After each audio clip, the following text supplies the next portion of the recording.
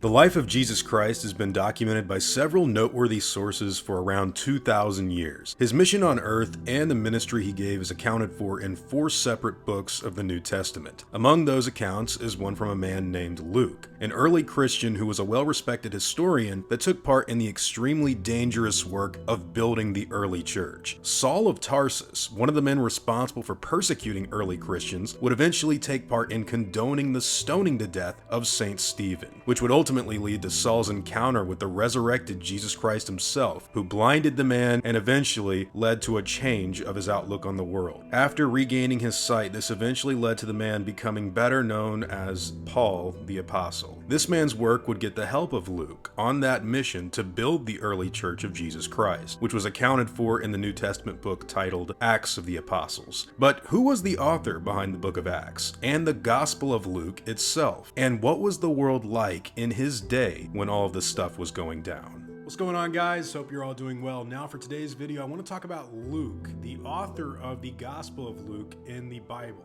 Now, I've heard a lot of different things about this guy. Now, historically speaking, from what I know, before we actually go into it, we're going to be using Wikipedia again.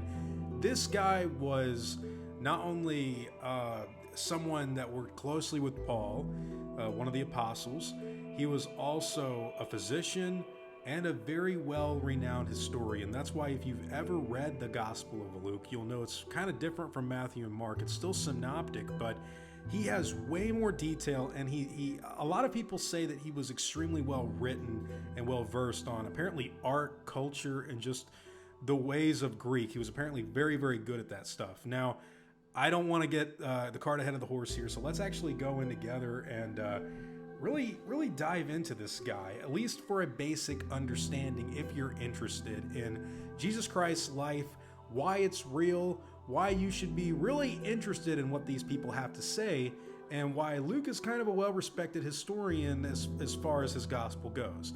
For those of you who don't really know what I'm talking about right now, the New Testament has 4 accounts of the life of Jesus Christ: Matthew, Mark, Luke, and John. Matthew was one of Jesus' disciples. Mark was someone that worked very close with Peter, another one of Jesus' disciples. Luke was someone that worked close with Paul, which was post-Jesus, and John was the disciple Jesus loved. So let's actually talk about Luke specifically. Here he's called Luke the Evangelist. He's one of the 4 evangelists, the 4 traditionally ascribed authors of the canonical Gospels. So the early church fathers ascribed to him authorship of both the Gospel of Luke and the Acts of the Apostles, which if you don't know what that is, I've read it. It's kind of insane. I always wondered about that because it says like, then we went up to this place, then we went there. So that was Luke saying that stuff. Prominent figures in early Christianity, such as Jerome and Eusebius, later reaffirmed his authorship, although a lack of conclusive evidence as to the identity of the author of the works has led to discussion in scholarly circles, both secular and religious. The New Testament mentions Luke briefly a few times, and the Epistle to the Colossians refers to him as a physician, from Greek for one who heals. Yeah, a doctor. Okay. Thus, he is thought to have been both a physician and a disciple of Paul. Since the early years of the faith, Christians have regarded him as a saint. He is believed to have been a martyr, reportedly having been hanged from an olive tree. Yikes. Though some believe otherwise. The Catholic Church and other major denominations venerate him as Saint Luke the Evangelist and as a patron saint of artists, physicians, bachelors, surgeons, students, and butchers. His feast is apparently the 18th of October. Okay, so already a lot of stuff in this guy's life. He died between 84 AD. They believe he was 84 years old. Wow. So he was born year 1. And it looks like he was from Antioch in Syria, the Roman Empire, modern-day Antakya, Turkey. Wow, okay, so this is a Syrian. This is not a Jew. Many scholars believe that Luke was a physician who lived in the Hellenistic city of Antioch in ancient Syria, although some other scholars and theologians think Luke was a Hellenistic Jew. Okay, so that's interesting. While it has been widely accepted that the theology of Luke and Acts points to a Gentile Christian writing for a Gentile audience, some have concluded that it is more plausible that Luke Acts is directed to a community made up of both Jewish and Gentile Christians, since there is stress on the scriptural roots of the Gentile mission. Others have only been prepared to conclude that Luke was either a Hellenistic Jew or a God-fearing man. Okay, DNA testing on what Christian tradition holds to be his body has revealed that he was of Syrian ancestry. So, okay, it's safe to say he was more than likely Gentile and not Hellenistic Jew, I would assume.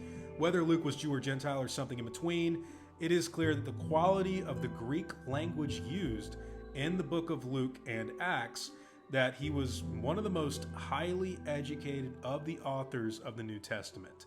His conscious and intentional allusions and references to and quotations of ancient classical and Hellenistic Greek authors such as Homer, Plato, Aratus, Euripides. This indicates that he was familiar with actual Greek literary texts, and this familiarity most likely derived from his experiences as a youth of the very homogeneous Hellenistic educational curriculum that had been and would continue to be used for centuries throughout Eastern Mediterranean land. So, Luke was a smart dude, very well-versed Syrian that knew his way around the block when it came to actual writing. His earliest mention is in the letter of Philemon. He's also mentioned in Colossians and 2 Timothy.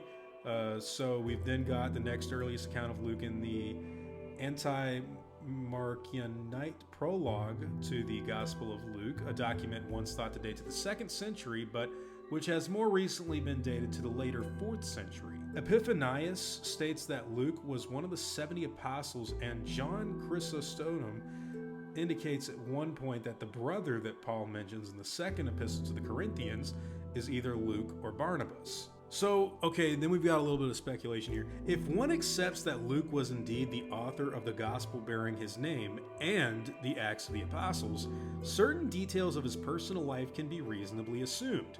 While he does exclude himself from those who were eyewitnesses to Jesus' ministry, he repeatedly uses the word "we" in describing the Pauline missions and Acts of the Apostles. I told you, when I was reading it was like, and then we went here. And then I'm like, bro, who is this guy? Like, why is he writing it like this? But I guess it was him. So this indicates that he was personally there at those times. The composition of the writings as well as the range of vocabulary used indicate that the author was an educated man. Yeah, absolutely. A quote in the epistle to the Colossians differentiates between Luke and other colleagues of the circumcision. My fellow prisoner Aristarchus sends you his greetings, as does Mark, the cousin of Barnabas. Jesus, who is called Justus, also sends greetings. These are the only Jews among my co-workers for the kingdom of God, and they have proved a comfort to me. Our dear friend Luke, the doctor, and Demas send greetings. That's in Colossians 4:10 to 11:14. Wow. This comment has traditionally caused commentators to conclude that Luke was a Gentile. I seem to take that approach too. If he's Syrian and if he didn't witness Jesus personally, but was very much present with Paul, he could have been, someone that actually got evangelized and converted pretty quickly. So it says that if this was true, it would make Luke the only writer of the New Testament who can clearly be identified as not being Jewish. However, that's not the only possibility. Although Luke is considered likely to have been a Gentile Christian, some scholars believe him to have been a Hellenized Jew. We've already really been over that. It says that Luke's presence in Rome with the Apostle Paul near the end of Paul's life was attested by the 2 Timothy 4:11 scripture. Only Luke is with me. Yeah, I remember reading that. In the last chapter of the book of Acts, widely attributed to Luke, there are several accounts in the first person also affirming Luke's presence in Rome, including Acts 28:16. And when we came to Rome. According to some accounts, Luke also contributed to the authorship of the epistle to the Hebrews. Yeah, dude, the book of Hebrews, that letter, I have wondered for a long time who wrote that. Part of me wants to say John or Simon Peter. I kind of think it has to be a Jew. I mean, it's, a letter to the Hebrews. So I guess he would have to be a Hellenized Jew for that to be true. But the other part of me, I know that at some point they attributed authorship to Paul. Maybe while Paul was in prison, he told Luke to write it down. I think the old King James said Timothy wrote Hebrews. I have no idea. But could have been Paul, I guess. Or I'm sorry, could have been Luke. That's what some people say. It looks like he died at the age of 84 in Boeotia, according to a fairly early and widespread tradition. According to Nikephoros Kallistos Xanthropoulos, Greek historian of the 14th century, and others, Luke's tomb was located in Thebes, whence his relics were transferred to Constantinople in the year 357. Now, the Gospel of Luke does not name its author. You can tell if you read it, it's completely different from Matthew and Mark as far as the details he puts in there. He talks about how when Jesus went to Pontius Pilate, he was actually sent over to King Herod, and Herod was like, "Oh, Jesus, what's up, man? I'm going to send you back to Pontius Pilate." And that was because, Pontius Pilate and Herod didn't have good relations back then, and it's kind of bridged together. If I'm getting some stuff messy, I'm sorry, I'm new to this. But the Gospel of Luke is very meticulous and precise with details. And you won't find it in some of the other stuff. Now, the Gospel was not, nor does it claim to be, written by direct witnesses to the reported events, unlike Acts beginning in the 16th chapter. However, in most translations, the author suggests that they have investigated the book's events and notes the name, Theophilus, of that to whom they are writing. The earliest manuscript of the Gospel of Luke was dated 200 AD, ascribes the work to Luke, as did Irenaeus, writing in the year 180, and the Muratorium Fragment, a 7th century Latin manuscript thought to be copied and translated from a Greek manuscript as old as 170 AD. Looks like the Gospel of Luke and Acts of the Apostles make up a 2-volume work which scholars call Luke Acts. Together they account for 27.5% of the New Testament, the largest contribution by a single author. When we usually talk about the New Testament, a lot of us are like, man, Paul, he was knocking them out back-to-back: Colossians, 1st and 2nd Corinthians, 1st and 2nd Timothy, Philemon, Ephesians. There's so much of the New Testament that we immediately think Paul, but Luke wrote, over a quarter of it. That's gigantic. And they say that that's the single author, that's the most. You got John that wrote Revelation and his letters, as well as the Gospel of John. You've got Peter that did his letters. So yeah, that's kind of crazy to think about. A lot of the books are shorter than Acts. Acts is huge. Based on his accurate description of towns, cities, and islands, as well as correctly naming various official titles, archaeologist William Mitchell Ramsey wrote that Luke is a historian of the first rank. Not merely are his statements of fact trustworthy, he should be placed along with the very greatest of historians. Wow. Professor of Classics at Auckland University, Edward Musgrave Blakelock, wrote, "For accuracy of detail and for evocation of atmosphere, Luke stands, in fact, with Thucydides. The Acts of the Apostles is not shoddy product of pious imagining, but a trustworthy record. It was the spade work of archaeology which first revealed the truth." Wow, that is Wikipedia saying that. Wow, okay, so New Testament scholar Colin Heemer has made a number of advancements in understanding the historical nature and accuracy of Luke's writings.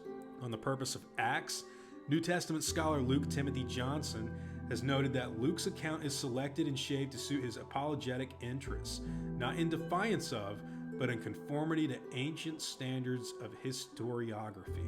Such a position is shared by Richard Hurd, who sees historical deficiencies as arising from special objects in writing and to limitations of his sources of information. In modern times, looks like Luke is thought as being competent as a historian. Oh no, looks like Luke's competence as a historian is questioned, depending upon one's a priori view of the supernatural. Oh, come on, not everybody believed in the supernatural back then. A lot of people are today. Since post-Enlightenment historians work with methodological naturalism, such historians would see a narrative that relates supernatural, fantastic things like angels, demons, etc., as problematic as a historical source. Mark Powell claims that it is doubtful whether the writing of history was ever Luke's intent. Luke wrote to proclaim, to persuade, and to interpret. He did not write to preserve records for posterity. An awareness of this has been for many the final nail in Luke's historian coffin. That's his quote. He's going against everybody else. It looks like Robert M. Grant says that Luke's work contains a number of statistical improbabilities, such as the sizable crowd addressed by Peter in Acts 4:4. He has also noted chronological difficulties whereby Luke has Gamaliel refer to Theudas and Judas in the wrong order, and Theudas actually rebelled about a decade after Gamaliel spoke.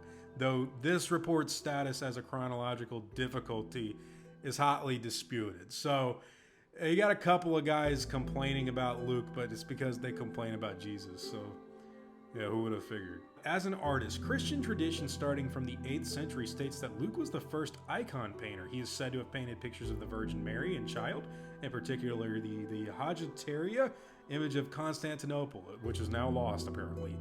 So he's got a lot of art under his belt. He's got a little symbol here. He's venerated in the Catholic Church, got some relics. Luke, the evangelist, physician, disciple with Paul, later believed to be a martyr that died at the age of 84. This is a man that was more than likely a Gentile turned true believer that he did a lot for the Christian faith, writing up 27.5% of our Bible's New Testament. I personally think that when you go into the historical accuracy of accounts in the Bible, if you've actually read Matthew, Mark, Luke, and John, you'll know that Luke kind of stands out from the synoptics, the other two, Matthew and Mark, because it's so specific, and it really does. It really comes off more like an account. Of course, he wasn't there, but he's getting details right that you don't even necessarily have to get right. And that's kind of why I like the Gospel of Luke so much when I read it. And Acts of the Apostles is crazy, man. It almost reads like this just insane trip where people are getting shipwrecked and stoned to death, but somehow surviving, and like miraculous things are occurring all around them, and they're spreading the church all across Rome. And yeah, it's crazy. But yeah, that is what Wikipedia has to say anyways about Luke the Evangelist, one of the authors of a lot of stuff in the New Testament. Personally, I kind of wish I knew a little bit more. I think it's a good starting point, but if you ever wanted to know who Luke was and the guy that actually wrote that gospel, I think this is a good place to really dive into. Now, it looks like the complaints against him being historically accurate are more than likely... It looks like it's if you believe or not. I mean, you can go back for yourselves, guys, and see that the historical documentation of the life, death, and resurrection of Jesus Christ, I'm going to say resurrection too, about that empty tomb and everything, this is legit one of the most for sure events in history. To say that Jesus never existed is to say that dinosaurs never existed. So, yeah. Just a little bit of fun stuff diving in there. Now, whatever your own thoughts are on Luke, I would love to hear all about them in the comments down below, and let me know if there's any other good resources to dive into about any of the other disciples, because when it comes to stuff like this, I'm just fascinated, and I love to learn more about it, and hopefully you guys will have fun going over this stuff too. So, like I said, have you read the Gospel of Luke? Let me know. Whatever your thoughts, comments, and opinions happen to be, I'd love to hear all about them. Share your experiences with other people, guys, in the comments down below.